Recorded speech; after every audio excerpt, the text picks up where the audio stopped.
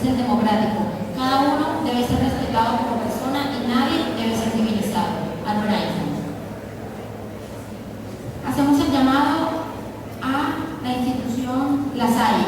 Ponentes: Camila Pérez Pailach, María Fernanda Calderón Padilla y María Andrea Martínez Mendoza.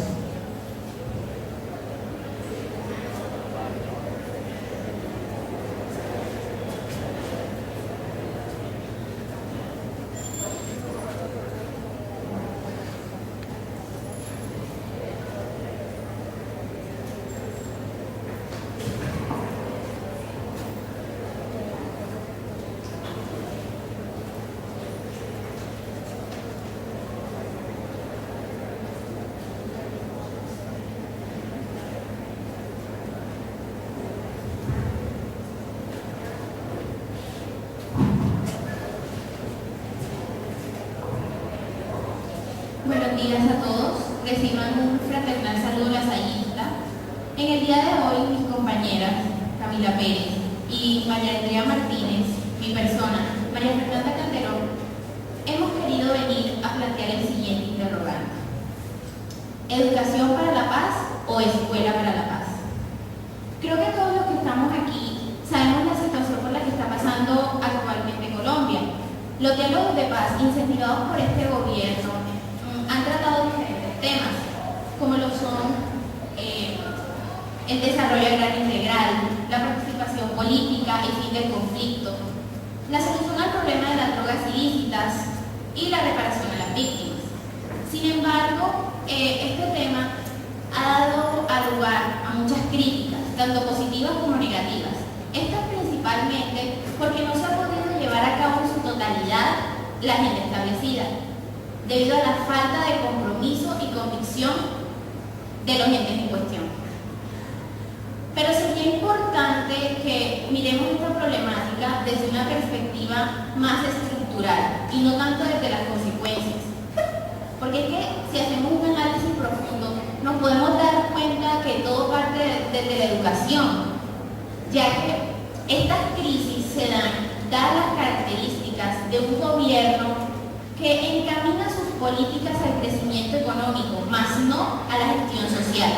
Entonces surge el interrogante: ¿cómo es que se pretende finalizar el conflicto y alcanzar la paz si no se educa para la paz? La escuela, como ente fundamental e importante dentro de la sociedad, tiene la capacidad de formar al ser humano, futuro social y estructural dentro de la población. Sin embargo, luego de este proceso, el joven termina siendo el producto instrumental como fruto a la aplicación sistemática de una serie de normas y leyes de manera lineal. Dentro de la escuela, los jóvenes somos simples instrumentos que estamos sujetos y debemos cumplir las exigencias hechas por factores externos, como lo son los sistemas de gestión de calidad, FQM, ISO, entre muchos otros más.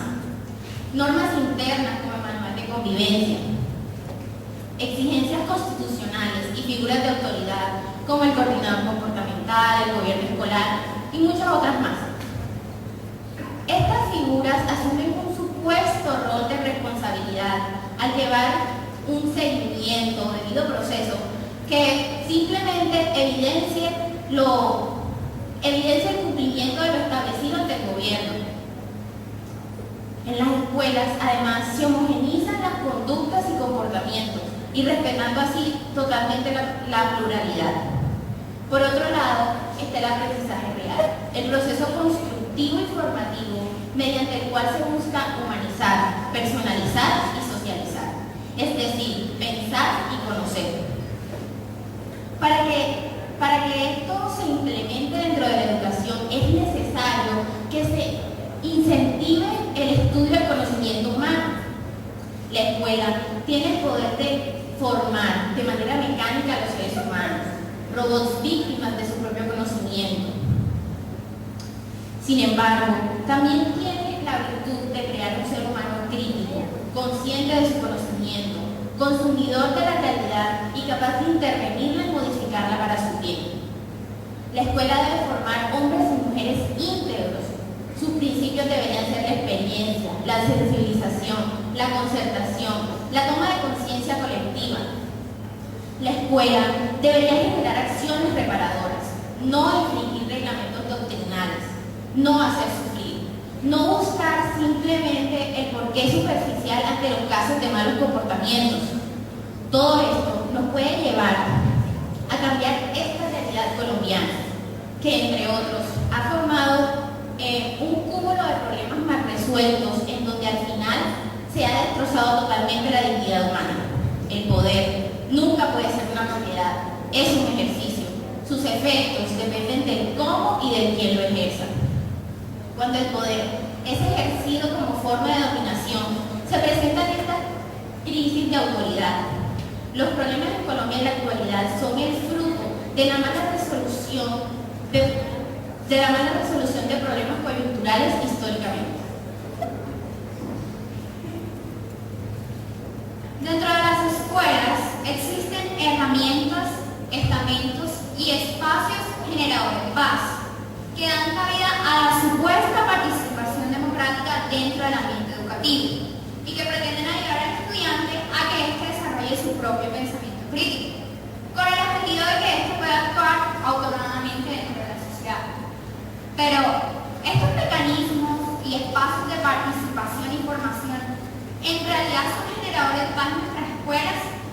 Evidentemente esto se ha convertido en una obligación constitucional de los colegios para mostrar ante el gobierno que cumplen con los requerimientos para su funcionamiento.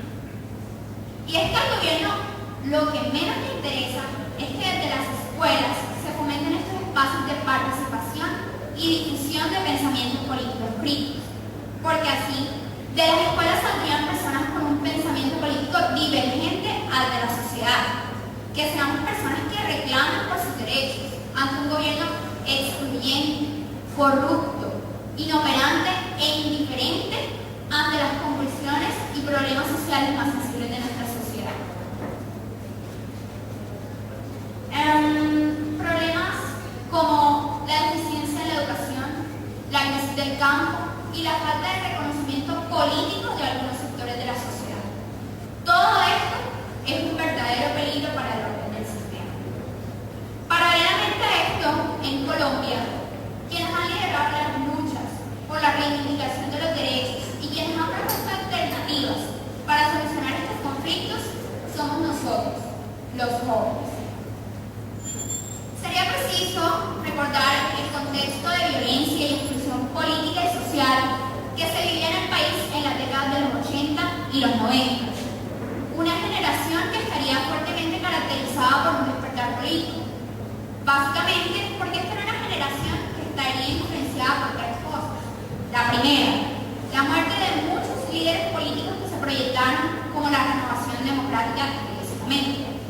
La segunda, los significativos escándalos en el gobierno asociados con el narcotráfico. Y tercero, la idea de inclusión política del reinsertado grupo guerrillero M-19.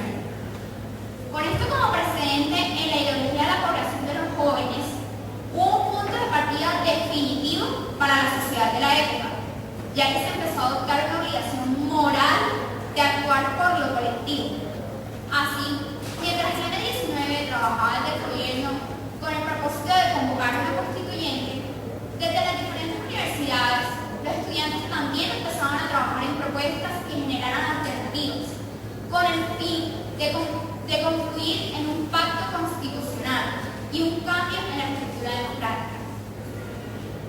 Luego, al ver el pueblo que las ideologías del M-19 las estaban adoptando, una generación de jóvenes que desde sus actividades académicas buscaban un cambio en la estructura democrática, la iniciativa de convocar una constituyente para una nueva constitución se convirtió en una causa nacional.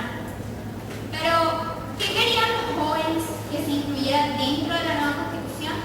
Los jóvenes exigían que la educación fuera un derecho para todos, en donde todos tuvieran acceso al conocimiento, a la técnica, a la ciencia y a los demás bienes y valores de la cultura, para formar al estudiante en el respeto a los derechos humanos, la paz, la democracia.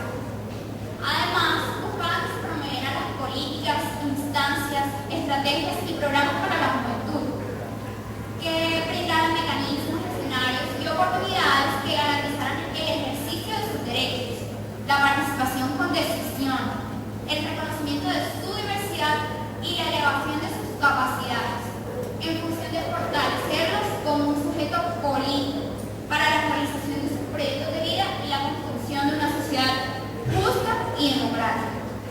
Después de esto, el gobierno accedió a incluir en la Constitución los cambios que proponían los estudiantes. Pero todo lo que se logró con esta gran lucha se ve reflejado en la actualidad. Hoy es indudable que todo esto se quedó en una democracia simulada y no llegó a ser parte de una democracia real.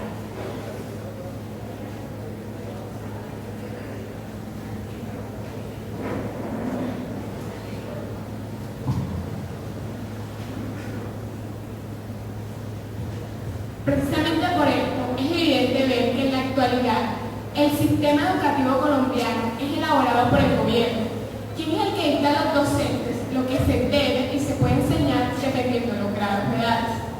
Pero a la vez, el gobierno obedece unos intereses que no son prioritarios para el pueblo, sino de una sociedad regida bajo un sistema económico globalizado. Desde las escuelas se empieza a formar el obrero industrial, eje fundamental del sistema capitalista. Mano de obra barata, preferiblemente buscada en sitios con bajos índices en la calidad de servicios educativos y de otras responsabilidades del Estado. De lo contrario, significaría un alto costo para las multinacionales extranjeras tener personal que conozcan de sus derechos y los defiendan. ¿Cómo podemos hablar de educación para la paz si el mismo sistema educativo es creado por los que gobiernan al mundo? Burócratas, dictadores, banqueros y políticos, que no saben nada sobre educar para ser personas, pero que buscan instituciones donde se moldea a la gente, haciéndoles creer que son libres e independientes, para que de esta inversión a largo plazo solo salgan niños que produzcan y que consuman para mantener este sistema.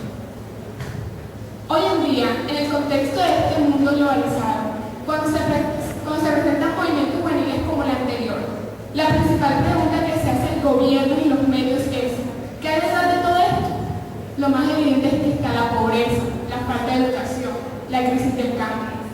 Pero lo que se ha hecho siempre es buscar un culpable, y eso termina siendo una medida de distracción propiciada por los medios como la televisión, la radio y la prensa para que el gobierno evada su responsabilidad ante ellos. Al ver los jóvenes que detrás de todos estos medios se tergiversa la información dependiendo de lo que le convenga al sistema, han buscado medios de comunicación alternativos, como las redes sociales virtuales. Facebook, Twitter y YouTube se han convertido en el vehículo perfecto para la propagación de sus ideas y propuestas, generando coerción entre ellos, con el fin de que se exija que se respeten los derechos fundamentales que el Estado debe brindar y poner en evidencia el inconformismo ante la pérdida de valores y principios de una sociedad que viva una cultura hegemónica y dominante. Es cada día más claro que, sin olvidar los intereses económicos, el conflicto social en Colombia es el resultado de la exclusión sistemática y permanente. Exclusión que significa ignorar, silenciar, estigmatizar, desconocer, asesinar a todo un sector de los colombianos, todo bajo el manto de la más simple impunidad. Solo entendiendo la naturaleza del conflicto social podemos abordar algún día la solución negociada que supere la guerra y nos aproxime a la paz. Pero esta solución debe empezar por nosotros, los jóvenes. Debemos comenzar por tomar conciencia y fomentar los espacios de participación activa desde la educación, proponiendo, analizando y compartiendo ideas y alternativas que den solución a esta crisis y nos lleven a la paz. Y es que como Jaime Garzón lo decía, si ustedes los jóvenes no asumen la dirección de su propio país, nadie va a venir a salvárselos. Nadie. Muchas gracias.